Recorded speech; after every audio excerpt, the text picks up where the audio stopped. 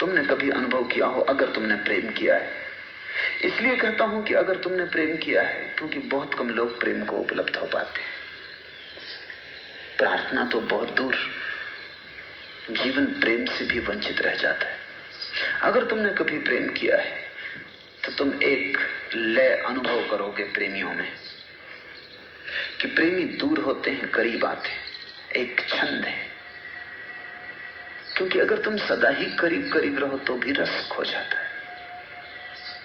अगर तुम सदा ही दूर दूर रहो तो भी प्रेम टूट जाता है। एक लयबद्धता है कि प्रेमी दूर हटते हैं ताकि पास आ सके, पास आते हैं फिर दूर हट जाने को। अगर तुमने कभी प्रेम किया है तो तुमने पाया होगा कि प्रतिपल ये यात्रा चलती रहती, दूर होने की, पास होने की। कभी झगड़ते दूरी बनाने को, कभी क्रोधित हो जाते हैं ताकि मुख एक दूसरे से फिर जाए, एक दूसरे की तरफ पीठ हो जाए। लेकिन वो क्रोध उन्हें और भी पास ले आता है। जब क्रोध का तूफान जा चुका होता है तो पीछे के सन्नाटे का क्या कहना। तब वहां प्रेम की मधुरिमा खिलती है। जब दो प्रेमी लड़ चुकते हैं, झगड़ चुकते हैं, उस झगड़े के बाद प्रेम फिर से अभिनव हो जाता है। हर झगड़े के बाद नई सुहागरात है, और हर सुहागरात के बाद फिर नया झगड़ा है। प्रेमी झगड़ते,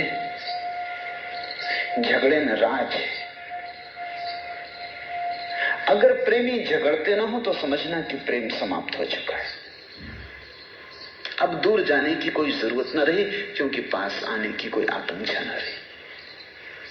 अब प्रेमी एक दूसरे को सहते हैं, झगड़ते नहीं।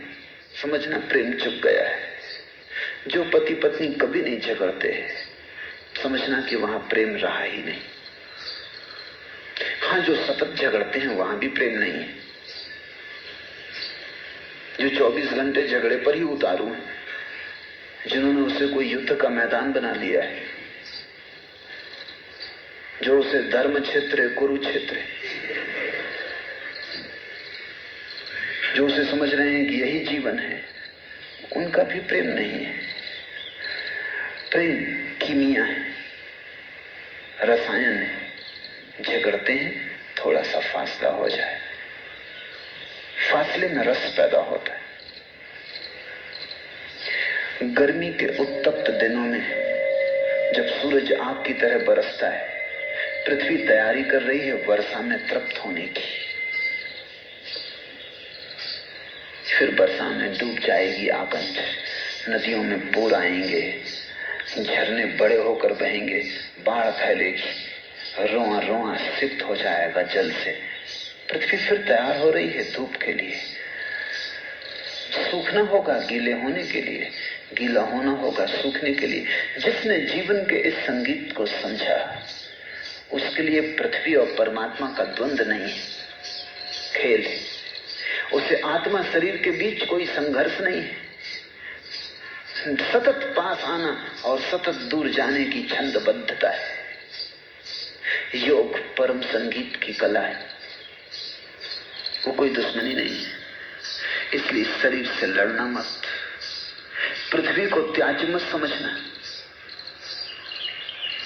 पदार्थ को असार मत कहना, बाजार को व्यर्थ मत कहना, क्योंकि बाजार और हिमालय के बीच एक छंद चल रहा है, एक गहरा छंद है। इसलिए मैं निरंतर कहता हूं कि उन सन्यासियों को कुछ भी उपलब्ध न होगा जो सदा के लिए हिमालय भाग गए। उन ग्रस्तों को भी कुछ उपलब्ध न होगा जो बाजार में ही खो गए। वहां भी एक छंद चाहिए कि कभी तुम बाजार में बैठे हो, दूर हो गए मंदिर से बहुत, और कभी तुम मंदिर में बैठे हो, पास हो गए मंदिर के, बहुत दूर हो गए बाजार से बहुत।